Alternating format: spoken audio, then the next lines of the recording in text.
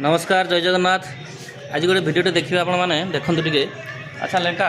तुम गाधे सारिकी जो जेको साबुन हो विशेषकर लक्स साबुन जो मैंने लगुए लक्स साबुन एमती खोलटा थी खोल फिटेले साबुन उदा थी प्रथम दिन दुई दिन देखिए से खोल आप पूरे पारे साबुनटा टे देखिए आप पूरेले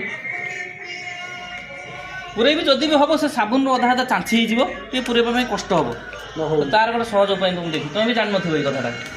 जानी जदि जानी मत कह पूरी हम कि अड़ुआ हम किंतु साबुन खोला बेले गोटे कागज बाहर जान ना यहाँ देखिछ सेटा द्वारा ही पूरे हम आउ किए कौन जानी कंपानी कौन मुझे जानी कि मुझा उपाय पाई कौन करेंगे आगे से जो कागज खोलाटा एमती रखीदे